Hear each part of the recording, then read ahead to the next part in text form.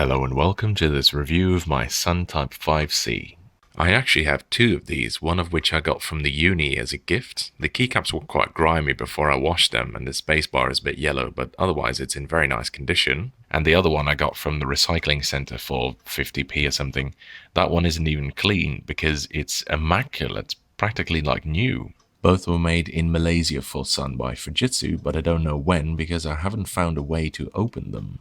In fact, these boards are pretty well built. I don't know if there's a metal plate in there, but I suspect so because they feel very dense and quite heavy at 1.4 kilos, which is the same weight as an Alps Bigfoot. It could just be really dense plastic though. Regardless, they feel pretty tough and I'm sure they can stand up to quite a bit of abuse.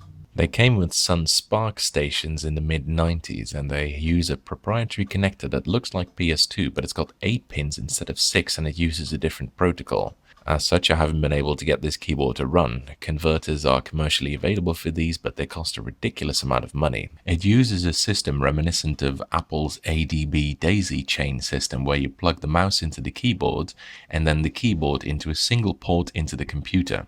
The one on the 5C is on the bottom and the keyboard cable is fixed at the rear, whereas the normal Type 5 had detachable cable ports at both sides, just like ADB keyboards. As is fairly typical of Fujitsu, there are 2 cable retainers on the back. Other Fujitsu boards are actually capable of winding the cable back and forth several times, but in this case it's a single loop for each cable. That's right, the keyboard and the mouse have their own cable retainers on the back with different diameters of cable. Interesting idea.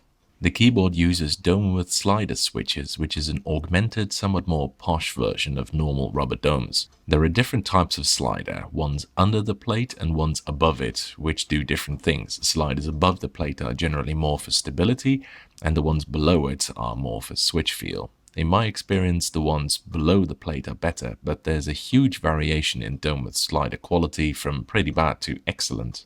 I have a dome-width slider review planned in the far future, where I'll be showing a whole bunch of different dome-width slider keyboards, and the Sun Type 5C will return for that review as well. For now, I can say these Fujitsu domes-width slider have their pros and cons. They're pretty well stabilized and they feel nice and tactile as well as pleasantly light. However, they feel very mushy, even for rubber domes. I don't mind typing on them, but I wouldn't say this key feels a match for any proper mechanical board really. It's probably the board's weakest point. They are very quiet though. Makes barely any noise, apart from the spacebar. On the other hand, it has really nice keycaps. They're pretty thick PBT, hence why they haven't yellowed, and the legends are nice, high quality dye sublimed printing. The legends are somewhat small, but they're exceptionally sharp and beautifully high contrast. Moreover, if you look closely, the lettering is a very charming dark blue instead of black. The grey keycaps are the same color as the case, which is also a much lighter shade of grey than usual for grey keycaps. In fact, it's hard to immediately see the difference with the white keycaps if you're not paying attention. The edges are also very acute, very sharp instead of the more rounded caps you see on most keyboards. And all these factors combine to make an, in my opinion, exceptionally elegant looking keyboard. It's definitely one of my prettiest keyboards in my opinion. There are also a bunch of special keys on the keyboard, most immediately obvious of which is the function cluster to the left, which is what makes this keyboard so long. It's got a few useful buttons on it like cut, paste, copy, undo, find, open, all of which would be really useful on any keyboard. There are also 2 meter keys which are marked by diamonds on Sun keyboards. And the strange thing is, it's also got alt keys, while I thought that meter was pretty much an alt key for hipsters, so I must have gotten it wrong or something. Some contrast and sound buttons here as well as a pretty cool looking power button. And then there's something you don't see very often either, a compose key, which is a shame because it's actually really useful.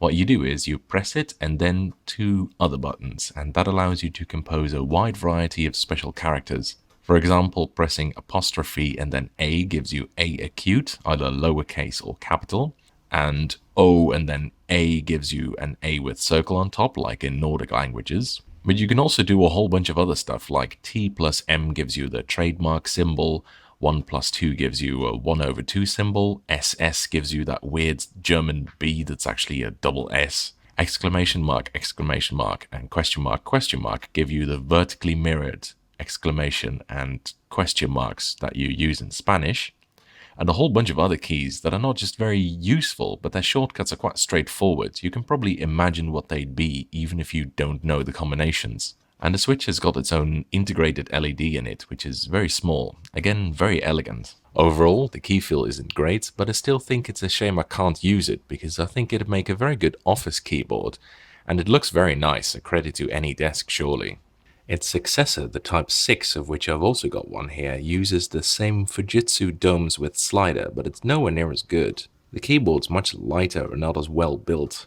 Moreover, the keycaps are thin, lasered ABS and prone to yellowing, as you can see, and they don't have that nice blue razor-sharp lettering or those sharp edges.